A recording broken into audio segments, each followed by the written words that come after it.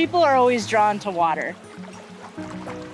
We are the headwaters of the San Juan River, and I think that's just such a special place to be. It's the asset that keeps giving the health, the temperatures, the recreation part of it, the fish. It all flows together. The river is the lifeblood in Pagosa Springs, and it's experiencing extreme drought, historic flooding, as well as the threat of catastrophic wildfires. So we need to prepare ourselves to embrace the change, but I think that we can still take steps to create a healthy ecosystem.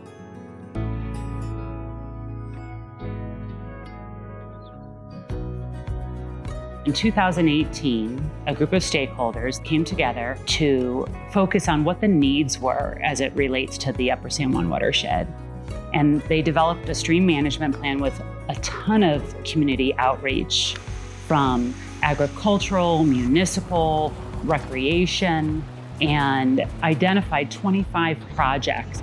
And the Pagosa Gateway Project was one of them, and it actually rose to the forefront and ended up being the Upper San Juan Watershed Enhancement Partnership flagship project.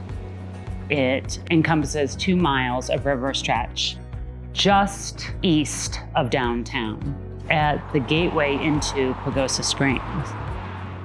What you could see was very eroded banks, debris, concrete, rebar, old vehicles from the 50s that were literally barely holding up banks. When they did the pre-survey prior to construction, we found very little diversity when it comes to the habitats. When you have a healthy stream, you have overall healthy habitat. How can we make it the healthiest it can be? How can we help it be more resilient if there is a wildfire and bounce back that much quicker? This project is really a huge collaborative effort between public and private. It would literally not have happened without landowner buy-in. 18 property owners had to agree to do this. But also, doing this work doesn't just affect the 2-mile stretch. An awesome development during the design of this project was that the town of Pagosa Springs was able to secure a piece of property towards the end of the river stretch to make it a public river recreation area.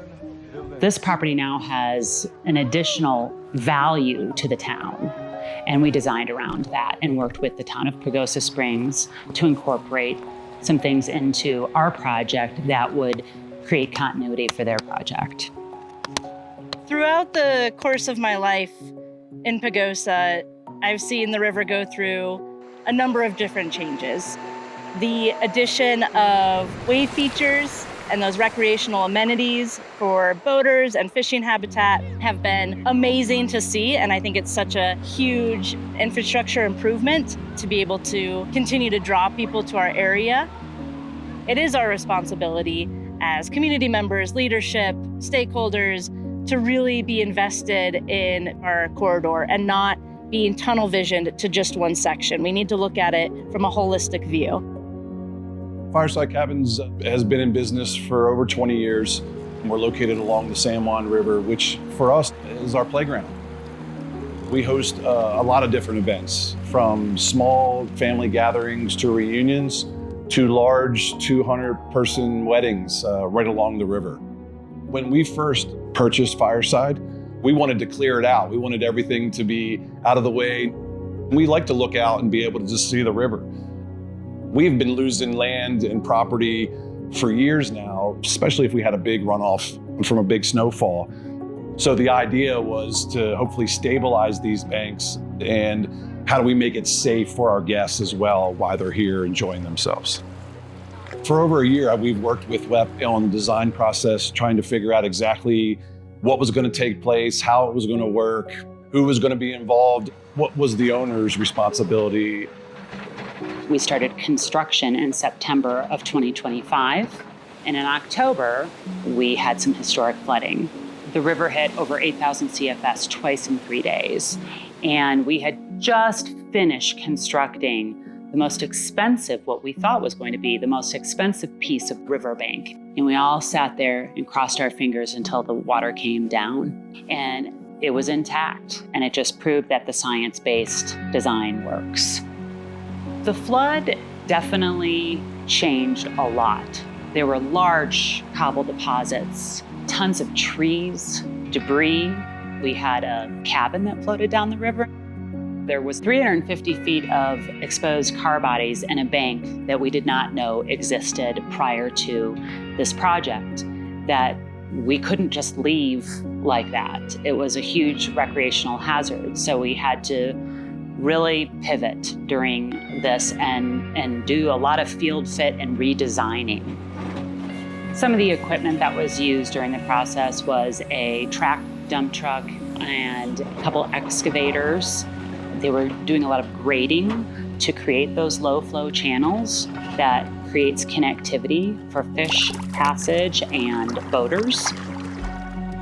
And also moved a ton of sediment from places that had too much to places where we repurposed it that had too little. We also used that same equipment to transplant willows where we had little to no vegetation for bank stabilization. This was a massive change that really changed the face of many of the properties on the Pagosa Gateway. The properties that did not have a robust vegetation riparian corridor were affected the most. Our entire ground was covered with at least 3 feet of water. When the waters receded, we had the bottom of the river on our property. You know, my wife and I had walked that river after the flood many times thinking, what are we gonna do? Working with the Watershed Enhancement Partnership was great. You know, they brought the experience to people like myself that really didn't know about the health of the river and what to take place moving forward. As a property owner, being willing to listen to them and take their direction, it's not something that we could have done on our own to make it the way it is now. I think these erratic flows show us that you have to work with the San Juan River and not against it. You have to give it breathing space and you have to design it so that it can do that. Some of the benefits to this project will be seen for years to come. So we want to have good diversity of the insects. Okay. We're seeing that here today. It's really a terrific sign that the San Juan River is in good shape. That's our fish population and hopefully longer river recreation. I just really love seeing the different property owners and community stakeholders coming together for good stewardship of our river corridor. And actually seeing that in person was really powerful. Being able to see where trees have just been planted, and I know in the years to come, floating that corridor, it's gonna just grow in and be a really great asset for that ecosystem. When more and more people are advocating for conservation, protection, access, it's a lot easier for other people to jump on the boat. We're also working with a lot of other organizations, both nonprofits and collaboratives at a landscape level to address watershed health.